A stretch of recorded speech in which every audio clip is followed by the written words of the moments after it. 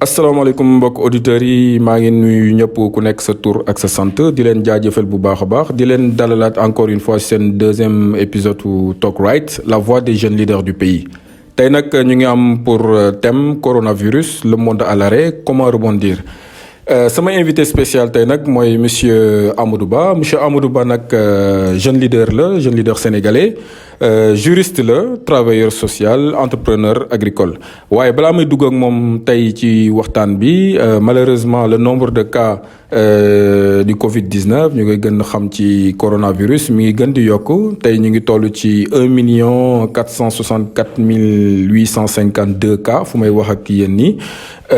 avec plus de 85 397 décès. mu nekk nag lu métti ndax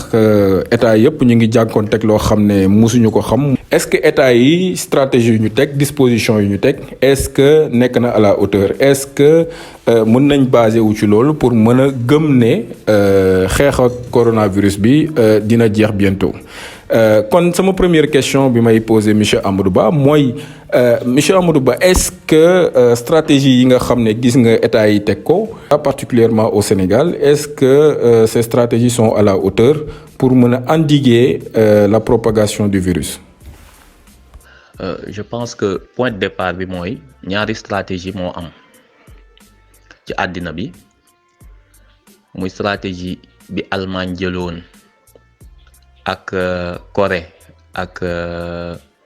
yenn pays comme ay Danemark ak Hollande ak yooyu nga xam ni ñoom stratégie dépistage lañ jël ñoom li ñu wax mooy ce n'est pas au lieu ñu confiner ak stratégie française ak italienne ak yooyu Espagne du confinement ñoom dépistage bi lañ jël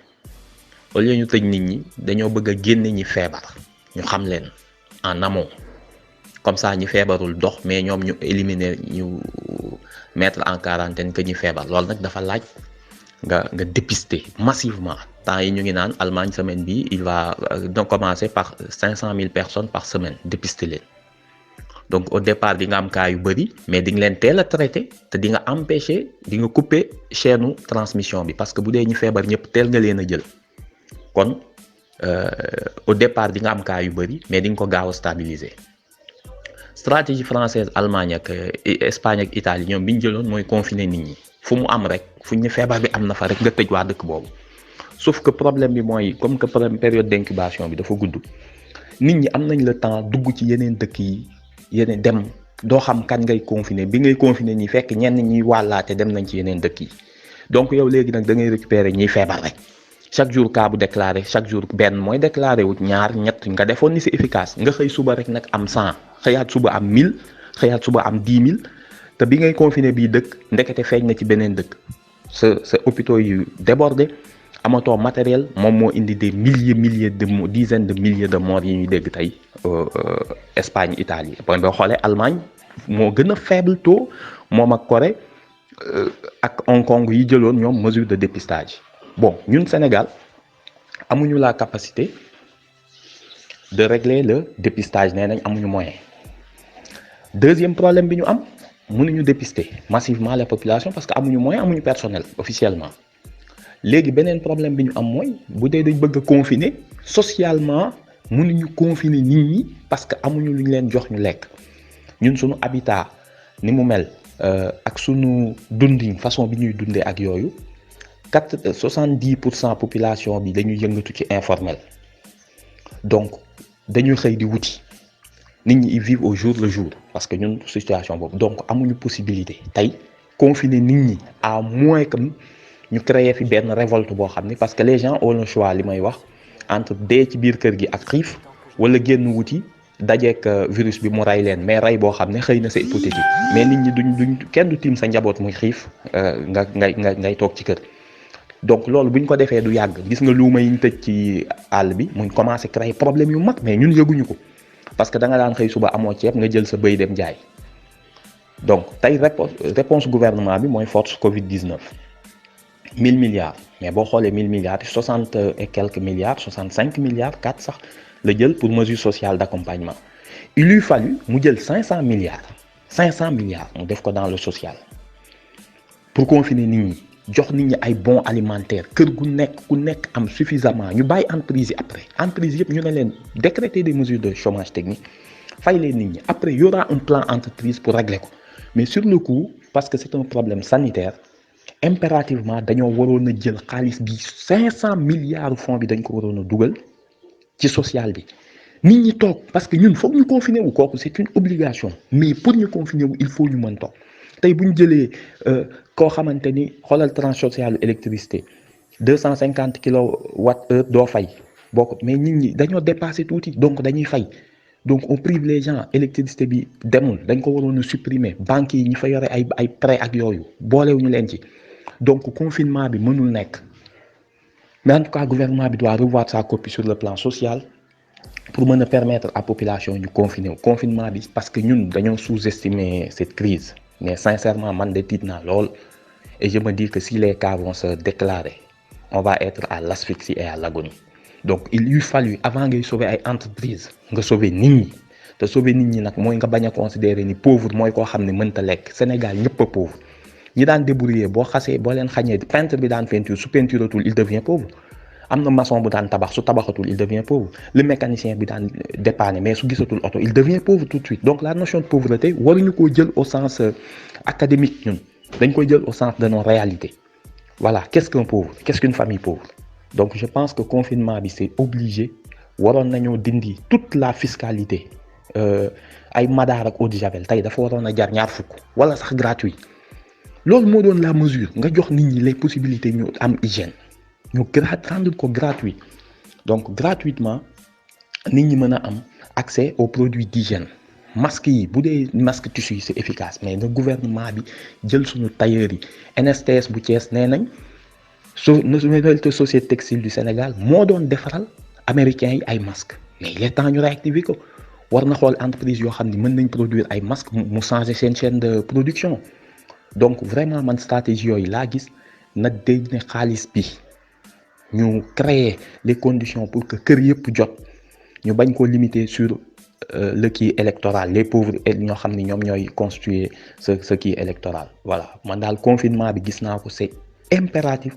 mais il faut les mesures d'accompagnement suivre sinon la chose va être extrêmement difficile à gérer. pandémie bi dina bouleverser suñu rapport bi ñu am ak le corps médical ak les mesures d'hygiène de manière générale gis nañ ne état yu bëri jël nañ ay mesures yu draconiennes pour mën a stopper propagation virus bi xam nañ ne dina am un avant et un après coronavirus tey jii Amadou Ba sa analyse yan leçon yi nga xam ne mën nañ ko ci tirer bis bu ñu génnee ci bii pandémie. bu njëkk bi mooy que privilégier woon le sanitaire mooy les socles d'une société les fondations les fondements d'une société les piliers d'une société mooy santé ak éducation d'abord santé ak éducation donc tey li ñuy njëkk a jàng mooy tous les investissements faits au Sénégal depuis 7 ans bu ñu jëlee ville bu mel ni Diamniadio politique à part amul tey benn infrastructure Diamniadio boo xam ne amal nañu utilité ci lutte Covid-19 bi te foofu lañ def toutes les infrastructures donc loolu war naa nekk loo xamante ni le personnel de santé kooku c'est une première chose boo xamante ni dañ koy leçon bu ñuy tirer la qu'il faudra un plan hôpital après le Covid-19 un plan hôpital kooku moom c'est impératif. Deuxièmement mooy am na produit yoo xam ne yu ñàkk fayda la lañ ko foog mais ndeketi benn dëkk mënu koo bañ a produiral boppam lu mel ni ay masque laajul xam-xam bu bari il suffit juste de le vouloir xam nañ ne am na tey yoo xamante ni day lutter contre le Covid-19 tey du ay missile du ay avion du dara masque moo ci jiitu masque ay gants xam nga produit yoo xamante ni ndeketi kenn mënu koo déléguer beneen dëkk. dafa am léegi bu ñuy wax souveraineté économique dañoo war a laaj yegg léegi ci souveraineté sanitaire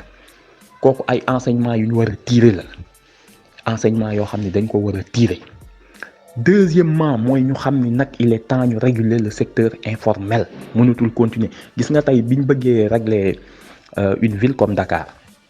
on s'est rendu compte que ni en réalité Sénégal mën nañ ko régler parce que mesures yi ñu décider c'est globalement respecté. que war nañ xam ne Ndakaaru nii mu mel kooku c'est une leçon moom boo xam ni j'insiste là-dessus Dakar dañoo war a diminuer de moitié population yi fa nekk génn parce que c'est une bombe. Ville bi dafa tuuti, elle a dépassé ses capacités pour jël ay nit alors que le reste du Sénégal est vide. Donc yooyu war na nekk ay politique proactive d'industrialisation pour bu yi amatee mesures yi confinement yeeg yooyu mën a génn. Deuxièmement, une nouvelle stratégie du commissariat général à commissariat alimentaire ñu réactiver ko pour mën a comprendre ni choc yi bu amatee nan lañ koy teel a absorber. Ay cellules veille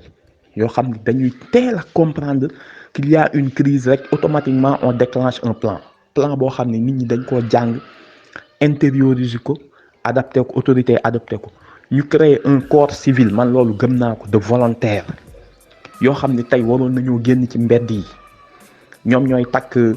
bopp quartier bu nekk rue bu nekk entrée bi nga def fa benn bidon boo xam ni dañ ciy raxas seen loxo ak yooyu. Il faut que ce corps de volontaires civils ñu réactiver ko comme ça bu ñu soxlaa pompe kii yi pompe marché yi ak yooyu yëpp dañ ko war a réactiver. On se rend compte aussi que sur le plan urbanisme que bazar bi am Sénégal fu waay neex dëkk fu waay neex ubbi, c'est en ces moments-là qu'on se rend compte que même boo amoon les moyens doo ko mën a gérer da ngay dugg benn marché doo xam sax noo koy pomper. doo xam sax mën nga koy pomper. Donc lii daf ñoo war a jàngalaat lu bëri sur le plan juridique et institutionnel. War nañ adapté waat créer ay nouvelles lois ak un nouveau cadre juridique de gestion des crises et des catastrophes naturelles. Loi d'état d'urgence bi 1969 la, c'est une loi boo xam ni Senghor da ko jël après les événements de 68. C'est un état d'urgence sécuritaire, mooy ay troubles ay manifestations politiques. Lii c'est un état d'urgence sanitaire. Donc le cadre juridique d'un état d'urgence sécuritaire ne peut pas être adapté bu ñu ñëwee ci état d'urgence sanitaire. Voilà, parce qu'on voit que ce sont les policiers qui sont en tête de bataille, ñoom ñooy nekk tête de gondole de la lutte, alors que fii ça devait être les médecins et les autorités sanitaires. Donc tey le ministre de l'Intérieur moo ci nekk en tête, mais ça devait être normalement aussi le ministre de la Santé. Donc il faut qu'on crée une nouvelle architecture institutionnelle pour nous permettre que ce soit les lois d'habilitation, que ce soit l'état d'urgence, nous modifier pour créer un état de catastrophe naturelle ou un état d'urgence sanitaire ou environnementale. Donc entre autres, vraiment, gis nañ aussi qu'on ne peut pas se permettre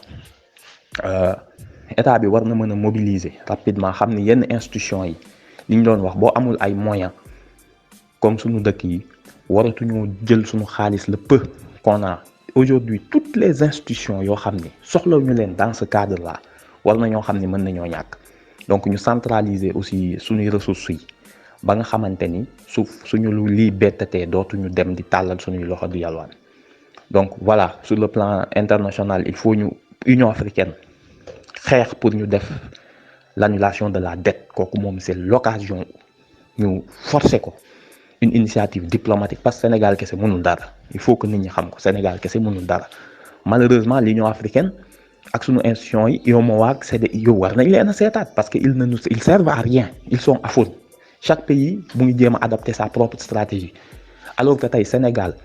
bu ki koy contaminé xëy na Mali lay jóge, xëy na kiy contaminé waa Guinée Sénégal lay jóge. Donc sur le plan sous-régional waroon nañ am un mécanisme de réponse forte boo xam ne après dañ koy créer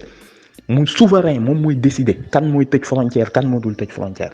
Parce que suñu bàyyee chaque état di demal boppam, je pense pas que loolu dina efficace pour la cohésion ak l'unité africaine. Amadou Ba, merci. Chers auditeurs de Talk Right, la voix des jeunes leaders du pays, maa leen jox dig daje ci yeneen yu bés pour seen beneen épisode.